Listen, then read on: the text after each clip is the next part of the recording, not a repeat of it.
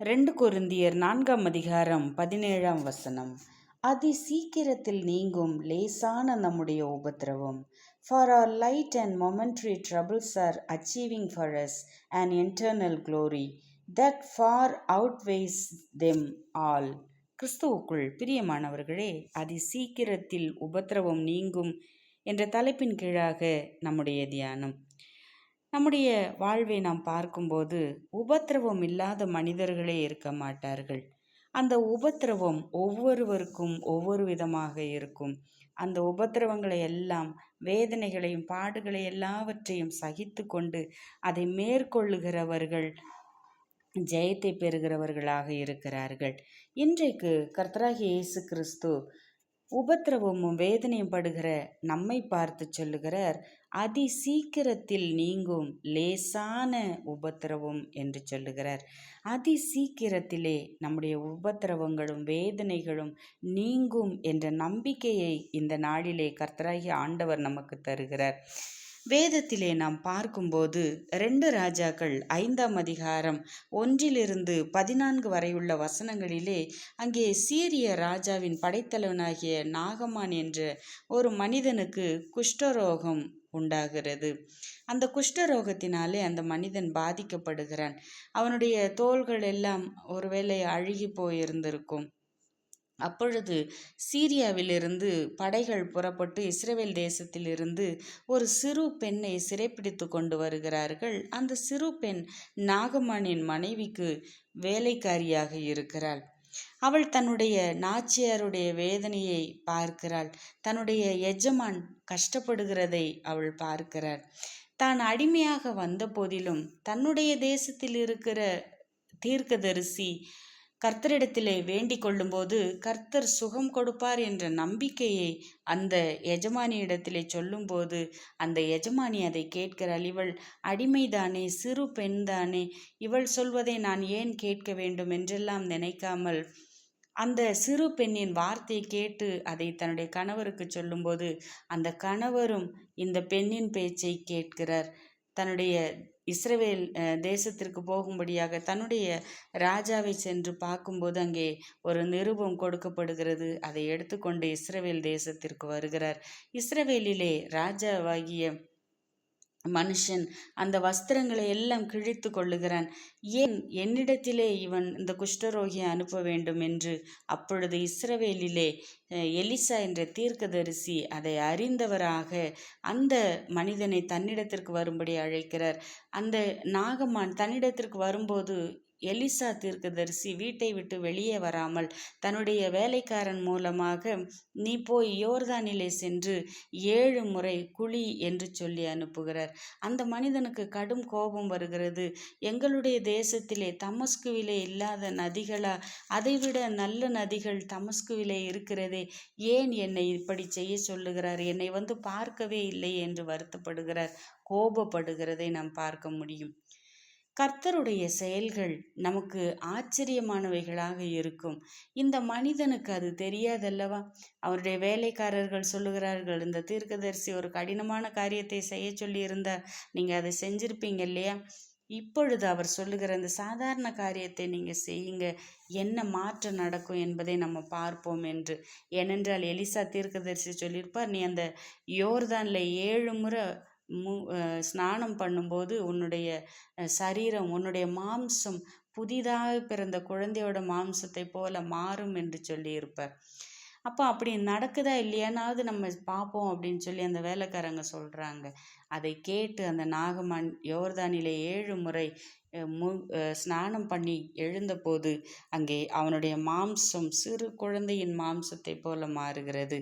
பாருங்கள், அழுகி போன நிலைமை, நாற்றம் எடுத்த வாழ்வு.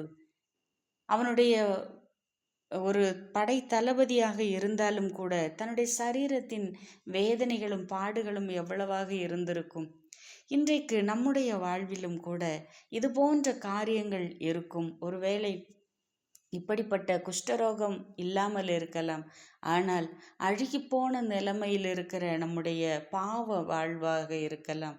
அல்லது ஒரு நம்ம அந்தஸ்தில் இருந்தாலும் கூட மற்றவர்களிடத்திலே போய் நின்று பேச முடியாது. ஏன்னா குஷ்டரோகிகள் அந்த சீழ்வடிந்து அழுகி போயிருக்கிற அந்த சரீரத்தில் இருந்து ஒரு விதமான துர்நாற்றம் வருகிறதை நாம் பார்க்கிறோம். இப்படிப்பட்ட ஒரு அருவருப்பான வாழ்க்கை, பாவ வாழ்க்கை நமக்குள்ளாக இருக்கலாம். எப்படிப்பட்ட காரியமாக இருந்தாலும், நம்முடைய சரீரத்திலே வேதனையாக இருந்தாலும், நம்முடைய உள்ளான மனிதனிலே சமாதானம் இல்லாமல் இருந்தாலும் நாம் உபத்திரவம் படுகிறவர்களாக இருக்கிறோம். நம்முடைய வாழ்விலே அது பெரிய உபத்திரவமாகத்தானே இருக்கிறது. இப்படிப்பட்ட சூழ்நிலையில் இருக்கிற நம்மை பார்த்து, உங்களை பார்த்து, என்னை பார்த்து கர்த்தராகிய இயேசு கிறிஸ்து சொல்லுகிறார், அதி சீக்கிரத்தில் நீங்கும் இந்த லேசான உபத்திரவம் என்று. இந்த உபத்திரவம் நீங்க வேண்டுமானால் அந்த நாகமானை போல கர்த்தர் சொல்லுகிற வார்த்தையை விசுவாசித்து அந்த வார்த்தை காண்பிக்கிற வழியிலே நாம் நடக்கிறவர்களாக இருக்க வேண்டும். நம்மை நாமே ஆராய்ந்து பார்க்க வேண்டும். பாவத்தை வெறுக்கிறவர்களாக, கர்த்தரோடு இணைந்து வாழ்கிற வாழ்க்கை வாழ்கிறவர்களாக நாம் மாறும்போதுதான் கர்த்தர் நமக்கென்று சொன்ன வார்த்தை நம்முடைய வாழ்விலே நிறைவேறும். இந்த உபத்திரவத்தின் பாடுகளின் மத்தியில் இருக்கிற நம்மை பார்த்து கர்த்தருடைய வார்த்தை இன்றைக்கு சொல்லுகிறது, அதி சீக்கிரத்தில் நீங்கும் இந்த உபத்திரவம் என்று சொல்லப்பட்டிருக்கிறது. நமக்கு அது பெரிய உபத்திரவமாக இருக்கும். ஆனால் கர்த்தருடைய பார்வையிலே அது மிகச்சிறியதாக இருக்கும். ஏனென்றால் கர்த்தர் அவர் உபத்திரவப்பட்டவனுடைய உபத்திரவத்தை அற்பமாக எண்ணாமலும் அருவருக்காமலும் இருப்பார் என்று சொல்லி வேதம் நமக்கு சொல்லுகிறது.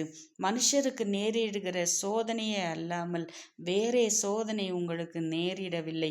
தேவன் உண்மையுள்ளவராக இருக்கிறார். உங்கள் திராணிக்கு மேலாக நீங்கள் சோதிக்கப்படுகிறதற்கு அவர் இடம் கொடாமல் சோதனையை தாங்கத்தக்கதாக சோதனையோடு கூடிய அதற்கு தப்பிக்கொள்ளும்படியான வழியையும் உண்டாக்குகிறார் என்று 1 கொரிந்தியர் 10:13 கர்த்தருடைய வார்த்தை சொல்லுகிறது.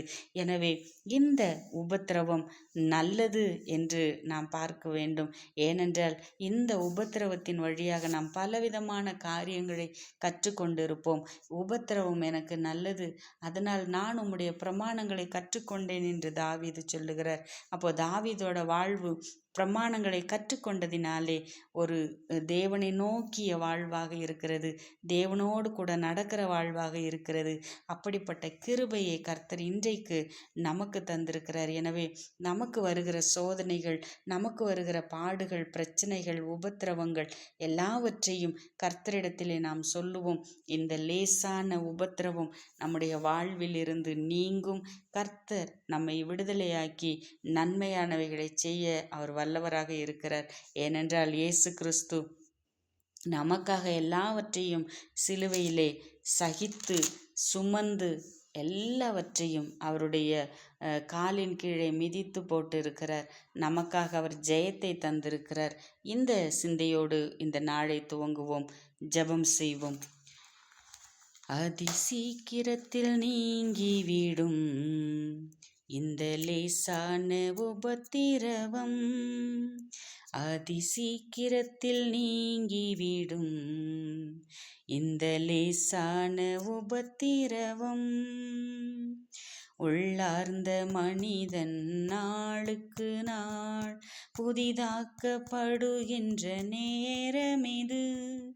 உள்ளார்ந்த மனிதன் நாளுக்கு நாள் புதிதாக்கப்படுகின்ற நேரமிது. சோர்ந்து போகாதே, நீ சோர்ந்து போகாதே, சோர்ந்து போகாதே, நீ சோர்ந்து போகாதே. அதி சீக்கிரத்தில் நீங்கிவிடும் இந்த லேசான உபத்திரவம்.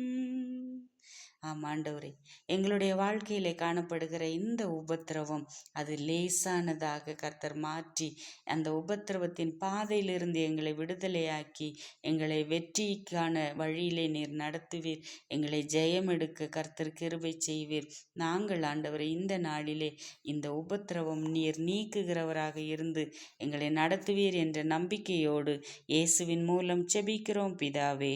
ஆமேன், ஆமேன்.